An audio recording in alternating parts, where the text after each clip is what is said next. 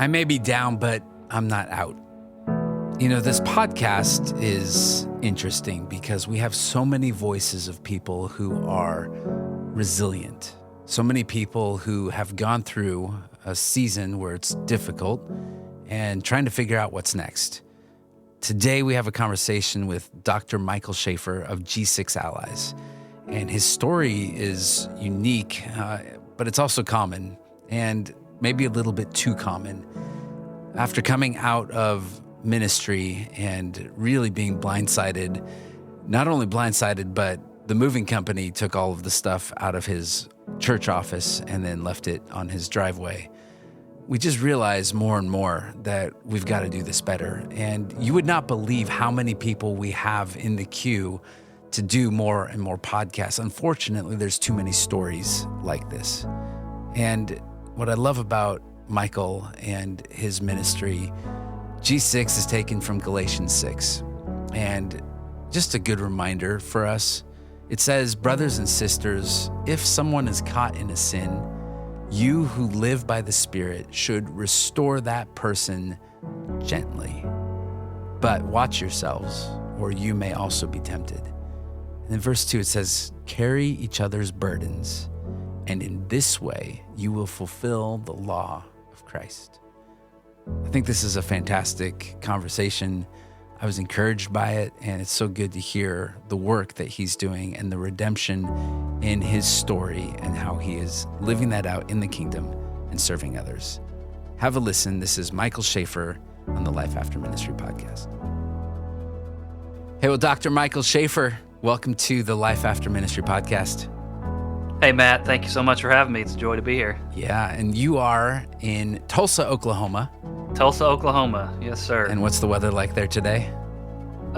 It's supposed to be up in the 80s today. 80s. I would kill for the 80s. It's 32 here today. Oh, no. God has a sense of humor. I'm a cold weather person. I like the colder, the better. And I wound up in what I sometimes think is one of the hottest places on earth in Tulsa, Oklahoma. But yeah, so. Oh, congratulations on that. I'm a warm weather person, and somehow I'm in the cold, but that's okay. Hey, we want to have a conversation today. Not only are you leading a ministry, a church ministry, but there's also this other thing that comes alongside it, and it's fascinating. But I want to just jump in a little bit with your pastoral ministry story. What got you? Like, what was the call into ministry like? How did you know, like, I'm going to be a pastor? Yeah. I was 16 years old and was had just recently, within the last year or so, had given my life to Christ and was at summer camp, as most teenagers do. Went to our church student camp, and it was just at that camp that felt this just unmistakable calling to surrender my life to whatever direction God would have me go. And had no idea what that might look like or what that could entail, whether that was full-time pastoring or mission work or whatever it may be. I had no idea, as you know, most of us don't at that age know what life's going to look like. But the one thing that was firmly planted in my head was, God, you have redeemed me. You have given me the breath that's in my lungs. Why shouldn't I give my entire life to you? So use me however you will. And that was many, many years ago. And life has been an interesting journey along the way in various pastoral capacities, large churches, small churches, parachurch ministry, academics, all of that kind of stuff. And so I continue to be molded into whatever he wants me to be for whatever season I'm in. Yeah, and so we talked, there's a lot of different kinds of transitions and ways, and so you've even had some of those transitions that have taken place from one ministry to another, Right. but even just the exit of coming out of vocational ministry, sometimes it's something that pastors are choosing for themselves. It could be burnout, it could be moral failure. There's all these types of things, so that's something that we happen to it, and then there's sometimes where it happens to us. And your story is something that happened to you in the process. What was the instigating factor that got you out of full-time vocational ministry? Well, first, I am still in full time ministry, but it does look different than it did, Good. and Yeah, and we'll we get can into that talk for sure. semantics around what ministry means. But um, yeah, so I was working at a church, full time campus pastor at a large multi site church, and this church hired an individual that I had a background with, and I conveyed privately to my bosses that, hey, I got some real concerns here. There's some issues, not just with ministry philosophy, track record, but also some real safety concerns with this person, Mm. uh, and that translated into me being let go for no reason whatsoever. Just, hey, you're not a good fit here, and you're out the door. And I mean, it was just completely blindsiding to my family. So my wife and I, and then we have a daughter who at the time was in the eighth grade, Ooh. and so that was just a really difficult blow to take. That you just don't you didn't expect it. We didn't know what to do, and it was one of those situations where um, there was no severance offered. It was just, you're out the door, and so we didn't really know what to do with that, and how we were going to process that, and what we wanted to go, where we wanted to go from there. What did it And feel like to be blindsided? If you're going to like, was it anger? Was it sadness? Like, what was the like initial, and then like, what does that settle into? it was initially shock, I think, and so there. I don't know that there was really sadness with it necessarily. There was quite a bit of anger with it, Mm. but that was all. Most of that anger was a result of um, kind of the way that my family was treated in this process. So this had been from my daughter's life from like fourth grade to eighth grade, was in this church and with this group, and then all of a sudden it's like we're excommunicated, and so here's my teenage daughter who now her friends are gone. Her student pastor won't talk to her anymore. It just that was just that built up quite a bit of anger in, how can you do this to a family. And the job itself wasn't a big source of pain or frustration for me as much as it was the way our family was treated. And it's a relatively, the part of Tulsa we're in is a relatively small town, and there are still to this day, 5+ years later, we bump into people who I used to pastor, who I Mm. shepherded and walked through sickness or marital troubles or whatever you do as a pastor, and to this day they won't even say hello to you when you pass them in the grocery store. So that's always kind of hard to stomach and figure out how to navigate. Why do you think that is? Do you think that it's because they don't know what to say? Do you think that they're angry at you because of maybe how the message came out? What keeps, because it is something we talk about and find a lot, is that the hardest part is moving from being known in a large community to really feeling like this absence, this total isolation, to like there's nothing, and it feels like you are radioactive and everybody now needs to stay away. But what do you think is the source of some of that distance? I think and as a general rule, it's probably just awkwardness. Mm. The people don't really know what to say or what to do. Yeah.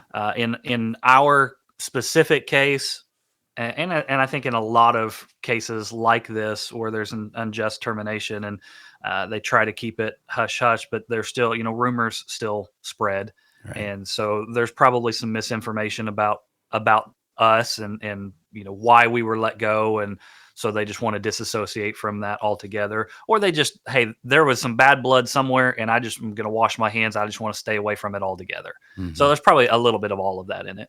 Yeah. And it was not only that you were blindsided by the moment of you're being let go, But even in the moment of what some of that looks like, you weren't able to pack up your office. Your office was packed up for you. Right. Yeah. Yeah. I was not able to go pack up my things, and in fact, they hired a moving company and packed it all up, and literally just dumped it all in my driveway, and and told us we were never allowed to step foot back on a church campus ever again. Wow.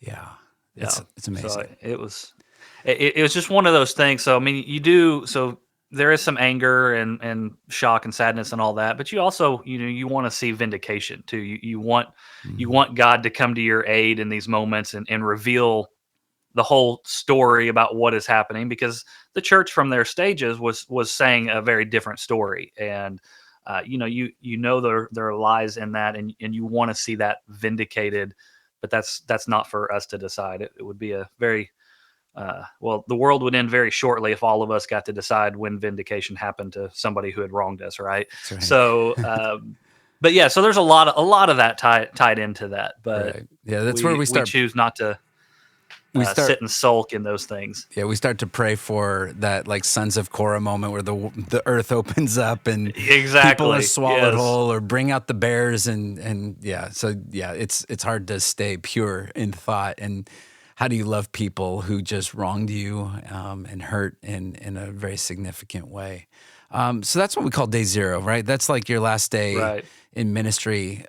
How do you like wake up the next morning? It's day one of new life, and doesn't necessarily feel like full of life. How do you piece Right. together and put together new life after this? For us, it really was a matter of following the Lord's promptings in this. There were there were two things that continually came to my mind from that next day. After all this had happened, I wake up, and first thing on my mind is Galatians 6:2, where Paul says to carry one another's burdens, and in this way you'll fulfill the law of Christ. And like, I have no idea why that verse is on my mind, but it is. And I just kept replaying that verse in my head over and over and over again. Mm. And then the other thing that was always in front of me was a quote by A.W. Tozer, when he said that it's doubtful God will ever use someone greatly whom he has not first hurt deeply. And those two things were just constantly there. And I'm like, if that's what I'm constantly thinking, there's something God is trying to teach me and show me in this. And so that was really kind of where we began from, I guess, day zero plus one was thinking about what it is that God is using. Yes, we've been hurt deeply. So how is God going to use this?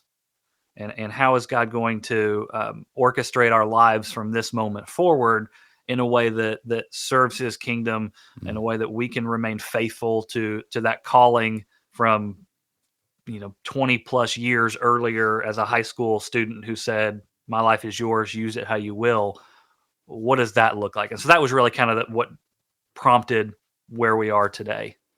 Man, I would say that you're probably way holier than I am, because I'd start pulling out some of the Psalms that, Lord, many are my foes, Trample my and enemies. there you go. Let's pull up some of those Oh, verses. no, there was definitely some of that too. Okay, okay, good. I'm I giving you feel the more highlight human. reel, not the darker moments. Yeah, Okay, yeah, good. I feel a little bit better. Okay, yeah. so you start to do this. Are you thinking like, all right, well, I'm just gonna find another church job. I'm just gonna, I'll do a nonprofit. Like, what was the game plan and strategy?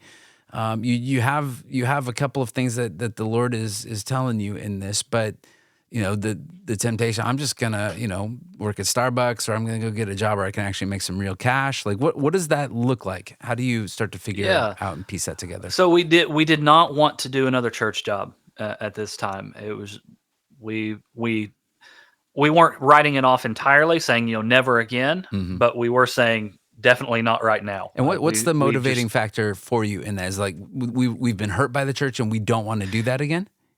yeah, it was a recognition that as I could not, and it was kind of an integrity move, I guess, because I could not, in good conscience, jump back into shepherding another group of people while I'm trying to process the wounds and Mm, the pain that I was healing. That wouldn't have been fair to that group of people. yeah.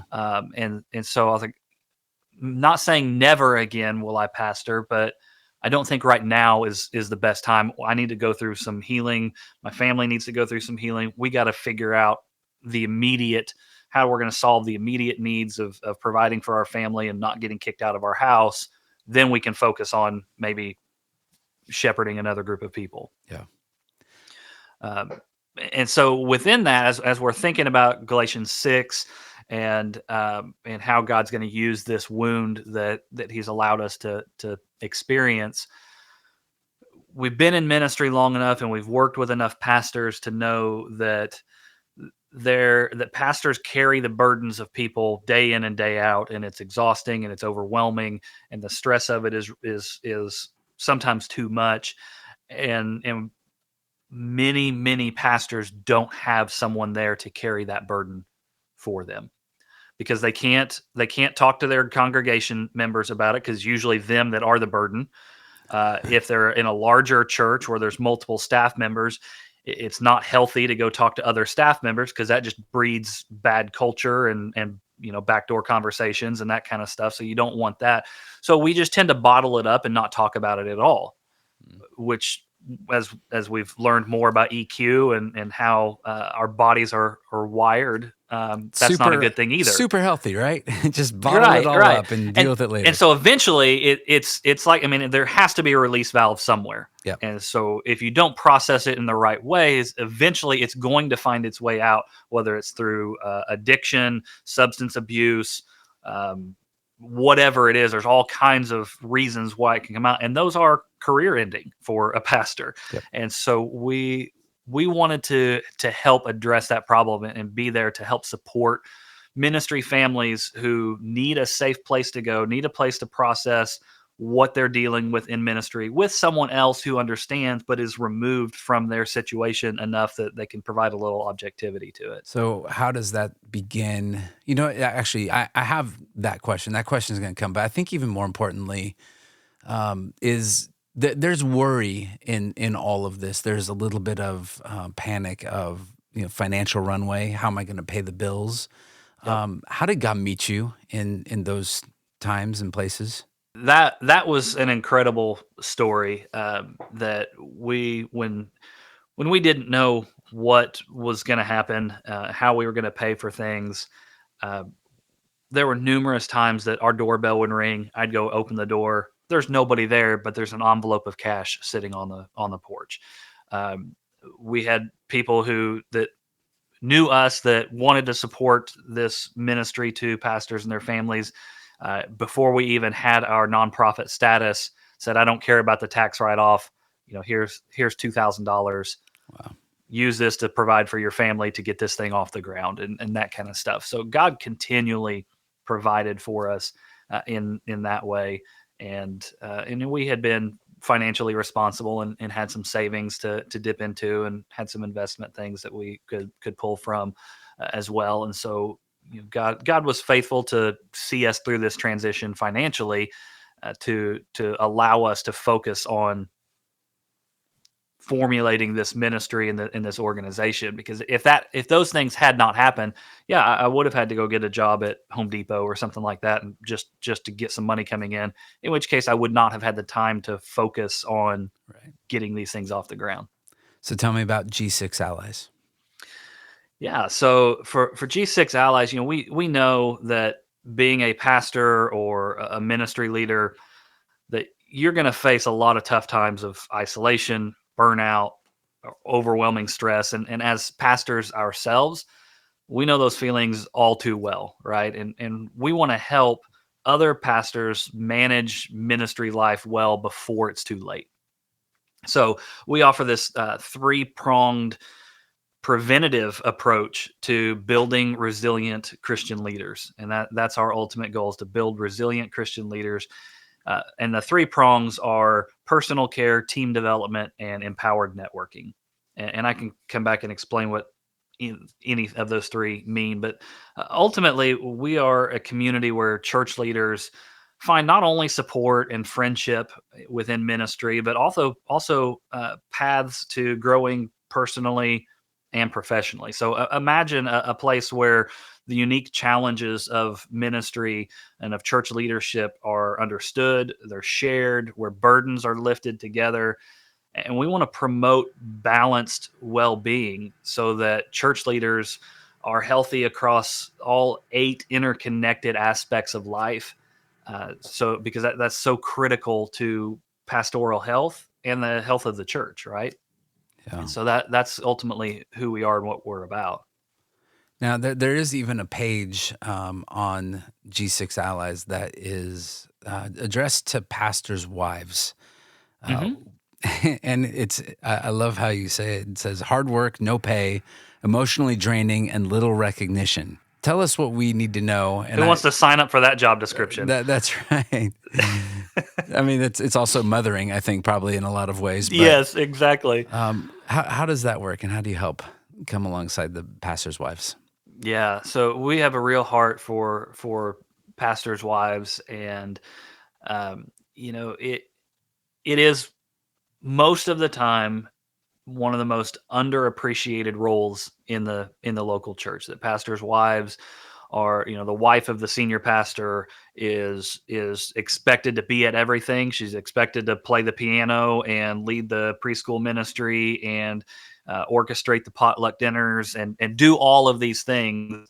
And she's not allowed to have a life outside of any of that because when they hired the pastor, they hired a package deal, and sometimes that is fitting, but it's also a situation where we've designed these boxes that the pastor's wife ought to fit in, and it can be incredibly stressful and lonely and isolating for them. And so my wife, who this aspect of the ministry is her baby, she does this. It's called Vibrant Ministry, where she helps pastors' wives. She's a biblical counselor by training, and so she spends most of her time working with the wife of a pastor who needs someone to process what they're dealing with, process the struggles and challenges of pastoral ministry in that capacity. And so she is always talking to a different pastor's wife somewhere around the country, usually over text. Even late at night, she'll be texting pastors' wives and helping them process the challenges that they're seeing and facing. And then we have a little appreciation gift that anybody can purchase for their pastor's wife, just as a thank you. We see you, we recognize you, we appreciate what you do. And it's a box full of goodies and things, most of which are handmade by pastors' wives that we've connected with. Mm, And it's just a unique and interesting way to unite and connect pastors' wives from around the country. so good. So needed as well. So you're running G6 Allies, and you're really out of your own pain uh, and struggle and road that you've gone on. You're able to walk alongside people who are in that similar space. So Yeah. that we have a lot of crossover and alignment that we're really trying to give back and sow into and find those points of redemption in our own stories, right? Making sense Right. of our own struggles, and I think it's really healthy. It's Viktor Frankl talks about that in Man's Search for Right. Meaning. Is one of the things is we have to make Yep. sense of suffering that we've been through in our life, and it's a really good place to do that. But alongside G6 Allies, somehow you found yourself back into leading a community that we might call a church. That's right. Yeah. How did that happen? It sounds like you got suckered into it. Is that right?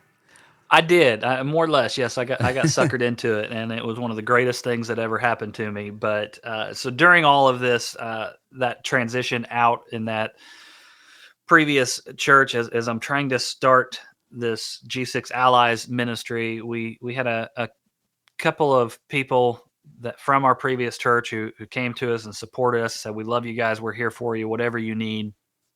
Uh, but we really think you should keep being our pastor, and I told him how appreciative I was of that, and I that's an honor, but again, we're not in a position to shepherd anybody. We need some space. We need to heal, and we need to focus on this ministry. And they said, "Well, that's okay. We love this ministry. Can we come pray with you over this ministry as you guys get your start with that?" And I said, "Absolutely."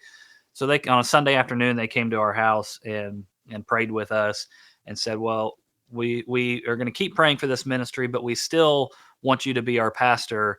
Is it okay if we come back next Sunday and pray with you again?" And I'm a little dense, so I said yes, not realizing exactly what they were doing. Yeah. And then the next week they came back, there That was that a that first handful one, more couples. the first one was okay. Let them come over the Right. first time, but it was the second one that really got you in trouble. Yes, exactly. And so then there were a few more couples the next time, and then Uh, they all said the same thing. "We want you to be our pastor." And I said, "No, thank you." And they said, "Well, okay, can we come back next Sunday and pray with you again?" oh And I said, man. "Sure." And then all of a sudden, there's like 30 people on a Sunday afternoon in my living room asking me to be their pastor, and telling me, if you're not going to be our pastor, we're just going to quit church altogether. And my pastor's heart says, no, that's not the right response either. So let's just meet Mm, consistently for the next 90 days and just talk about what church should look like, how we can heal, and then I'll help all of us find a church and in our local community, because all of us need to be a part of a body of believers. And they said, okay, that's great, let's do that, but we're also going to sing a couple songs too next time we meet. And sounds like so church. it very much was church. So we started our church service, and about 6 weeks into that or so, I recognized, okay, this, this group of people is healing, I'm healing, they're helping me heal.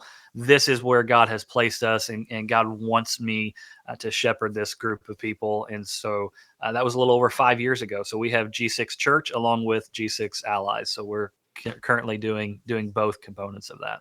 Well, Lord bless you for doing that. I've had people since my exit out of vocational ministry and have said, "So when are you going to start a church?" And I said, "Look, I like you guys right now, and you like me right now. And if we do this, if I Let's keep actually, it that way. yeah, like if I start a church, nobody's going to like anybody anymore. Let's just continue to be friends." Now, Yeah. Well, it's I been say that for the, yeah, a very interesting dynamic between the two components, yeah. because our church family loves this ministry. We pray over pastors that we work with Hmm. every single Sunday as part of our service. It's a huge component of our DNA as a church.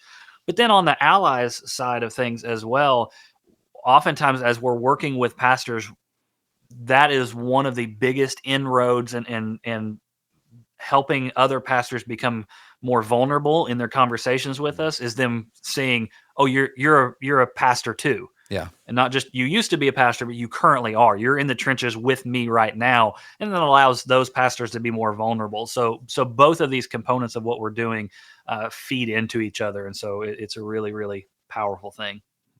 Well, Michael, I love what you're doing. I love the heart with which you're doing it, and I imagine that being on this side of things, that there's probably a wholeness, and you can look back on a painful situation and say that God was still with me and in the midst of this, and really kind of changed the trajectory of your life. And what was meant for evil, God has there's a redemption in all of this that probably feels very fulfilling. And I said it earlier, and I should be the one that we say this all the time, is that really we might be called out of a church position, but we're not ever really called out of ministry.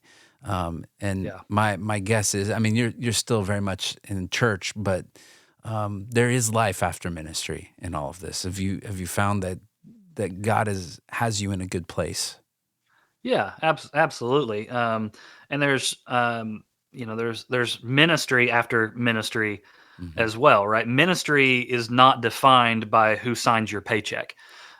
Your pastoral role might be defined that way, that you get a paycheck from a church, and so you're a pastor on that team. But Mm. ministry happens no matter what field of um, vocation that you are in, and that's what Ephesians 4 tells us, right? That there are some who are pastors and teachers and apostles and prophets, and they are equippers, and so they get paid to equip the saints for the work of ministry. So it's the saints who are doing ministry, and we're thrilled to be able to help equip the equippers and carry the burdens of the burden bearers in this ministry that we get to do.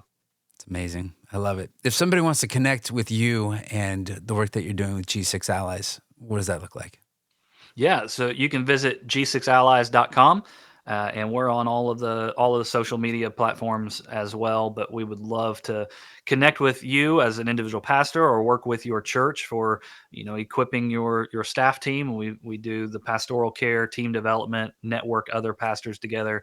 G6allies.com is a great place to connect with us and learn more about how we can serve you. And do I have to be in a place where I'm feeling the struggle and everything's falling apart? Is this preventative? What kind of person No, are you yeah, looking for? we are very proactive in that. So we do deal with some of those who are falling apart, but there's also great ministries out there like Pastoral Transitions that are dealing with that. So a lot of what we tend to focus on is that more preventative side of things, where we help pastors stay healthy, get healthy, focus on becoming resilient leaders so that they can lead their churches well. So we do pastoral coaching and pastoral care. We also help you develop your leaders and invest in your staff team around you, build healthy culture in your church, develop your volunteer teams. We have a lot of cohorts for connecting pastors in different stages of life and focusing on different aspects of life, ranging from church growth to financial investing to learning how to do student ministry well to physical health. We cover the spectrum to help you grow and develop in the areas that are most important to you right now. So yeah, we connect with pastors and church leaders at various stages of where they are in life. Well, Michael Shafer, thanks for sharing your story. Thanks for sharing your ministry and what God has done. This is less a Michael story and more a God story, and thankful for the work that you're doing on behalf of the kingdom. Thank you, Matt. Really appreciate the time. Well, Michael, thank you for the conversation. Michael, again, is with G6 Allies, and it's g6allies.com.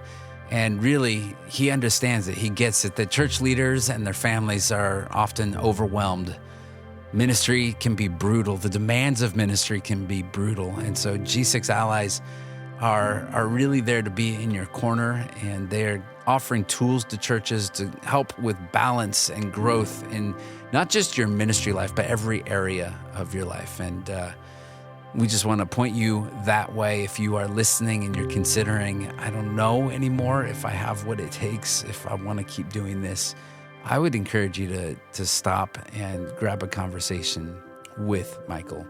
And if you find yourself in a place that you've already come out of ministry and you're in a place of licking your wounds a little bit and trying to figure out, what am I going to do now? And you need some help, I encourage you to book a call with us.